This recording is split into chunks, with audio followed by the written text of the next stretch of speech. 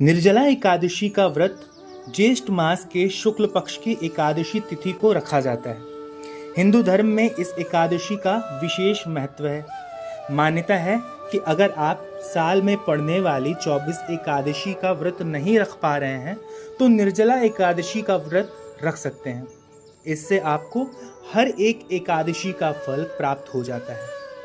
इस एकादशी को सबसे कठोर एकादशी माना जाता है क्योंकि इसमें जल तक पीने की मनाही होती है। निर्जला एकादशी पर भगवान विष्णु की विधिवत पूजा करने के साथ दान किया जाता है। इसके साथ ही पूजा के समय इस एकादशी व्रत कथा का पाठ अवश्य ही करना चाहिए। इससे आपकी पूजा पूर्ण हो जाती है। आइए जानते हैं कि निर्जला एकादशी की संपूर्ण व्रत कथा क्या है। लेकिन उससे पहले आपसे निवेदन करेंगे कि आप इस चैनल को सब्सक्राइब कर लें ताकि हम आप तक लगातार इसी तरह की कथाएं निरंतर पहुंचाते रहें। निर्जला एकादशी के महत्व के बारे में स्वयं भगवान कृष्ण ने युधिष्ठिर को बताया है। उन्होंने निर्जला एकादशी के महत्व के बारे में परम धर्मात्मा सत्यवती नंदन व्यास जी को बताने को कहा था। तब व्यास जी कहते हैं कि हर किसी को एकादशी का व्रत रखना चाहिए। इसके साथ ही एकादशी की दोनों पक्षों में भोजन नहीं करना चाहिए।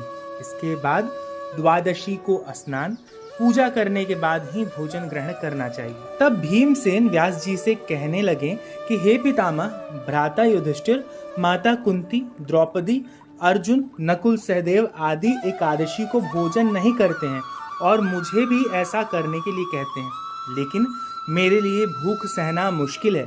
मैं भगवान की शक्ति पूजा करने के साथ दान देता हूँ, लेकिन भोजन के बिना नहीं रह सकता। इस पर व्यास जी कहते हैं कि हे भीमसेन, यदि तुम नरक को बुरा और स्वर्ग को अच्छा समझते हो तो प्रति मास की दोनों एकादशियों के दोनों पक्षों में तुम अन्न मत खाया करो। भीमसेन कहने लगे कि हे पितामह, मैं तो पहले ही कह चुका हूँ कि मैं भूख सहन नहीं कर सकता। अगर साल भर में कोई एक ही व्रत पड़ता हो मैं रख सकता हूँ, क्योंकि मेरे पेट में वृक नाम वाली अग्नि है, इसीलिए मैं भोजन किए बिना नहीं रह सकता। भोजन को करने से वह शांत रहती है, इसीलिए पूरा उपवास तो क्या, एक समय भी बिना भोजन किए रहना कठिन है। अतः आप मुझे कोई ऐसा व्रत बताइए जो साल में केवल एक बार ही करना पड़े और मुझे स्वर्ग की प्राप्ति हो जाए। इसके साथ ही जीवन में कल्याण ही कल्याण हो। इस बात पर श्री व्यास जी कहने लगे कि हे पुत्र, बड़े बड़े ऋषियों ने बहुत शास्त्र आदि बनाए हैं जिनसे बिना धन के थोड़े परिश्रम से ही स्वर्ग की प्राप्ति हो सकती है। इसी प्रकार शास्त्रों में दोनों पक्षों की एकादशी का व्रत मुक्ति के लिए रखा जाता है। व्यास जी के वचन सुनकर भीमसेन नरक में जाने के नाम से भयभीत हो गए और कांप कर कहने लगे कि अब क्या करूं? मास में 2 व्रत तो मैं कर नहीं सकता, वर्ष में 1 व्रत करने का प्रयत्न अवश्य कर सकता हूँ। अतः वर्ष में 1 दिन व्रत करने से यदि मेरी मुक्ति हो जाए तो ऐसा कोई व्रत बताइए। यह सुनकर व्यास जी कहने लगे कि वृषभ और मिथुन की संक्रांति के बीच ज्येष्ठ मास के शुक्ल पक्ष की जो एकादशी आती है उसका नाम निर्जला एकादशी है। तुम उस दिन एकादशी का व्रत करो। इस एकादशी के व्रत में स्नान और आचमन के सिवा जल वर्जित है। आचमन में 6 मासे से अधिक जल नहीं होना चाहिए, अन्यथा वह मदपान के सहस्र होता है। इस दिन भोजन नहीं करना चाहिए क्योंकि भोजन करने से व्रत नष्ट हो जाता है। यदि एकादशी को सूर्योदय से लेकर द्वादशी के सूर्योदय तक जल ग्रहण न करें तो उससे सारी एकादशियों के व्रत का फल प्राप्त होता है। द्वादशी को सूर्योदय से पहले उठकर स्नान आदि करके ब्राह्मणों का दान आदि देना चाहिए। इसके पश्चात भूखे और सत्य पात्र ब्राह्मण को भोजन कराकर फिर आप भोजन कर लेना। इसका फल पूरे 1 वर्ष की संपूर्ण एकादशियों के बराबर होता है। व्यास जी कहने लगे कि हे भीमसेन, यह मुझको स्वयं भगवान ने बताया है।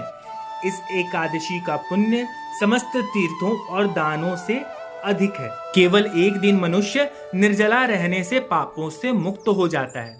जो मनुष्य निर्जला एकादशी का व्रत करते हैं उनकी मृत्यु के समय यमदूत आकर नहीं घेरते, बल्कि भगवान के पार्षद उसे पुष्पक विमान में बिठाकर स्वर्ग को ले जाते। अतः संसार में सबसे श्रेष्ठ निर्जला एकादशी का व्रत है। इसीलिए यत्न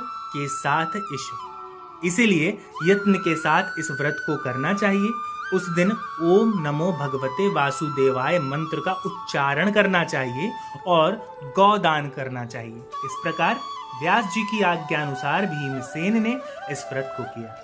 इसीलिए इस एकादशी को भीमसेनी या पांडव एकादशी भी कहते हैं।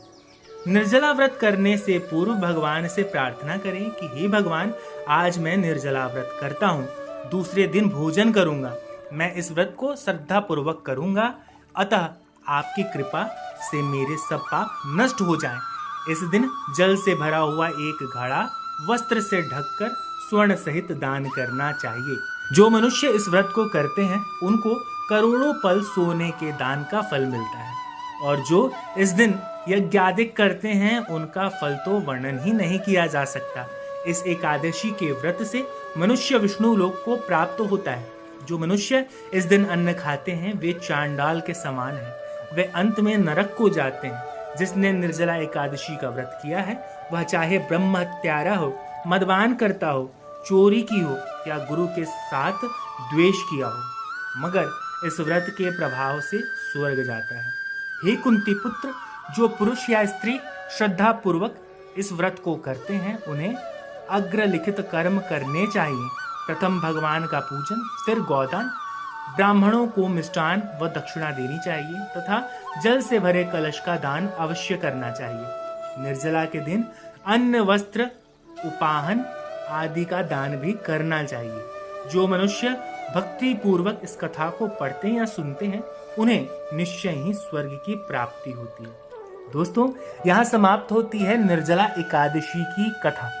आशा करते हैं कि आपको यह कथा अच्छी लगी हो। आप अगर चाहते हैं कि इस कथा का प्रवाह आपके मित्रों, परिजनों व बंधु बांधवों के साथ हो तो इसे ज्यादा से ज्यादा शेयर करें। और हाँ, जाते जाते इस चैनल को सब्सक्राइब करना, वीडियो को लाइक करना ना भूलें। अब अगले वीडियो तक के लिए दीजिए हमें इजाजत। हमारे सभी साथियों को हरे कृष्णा।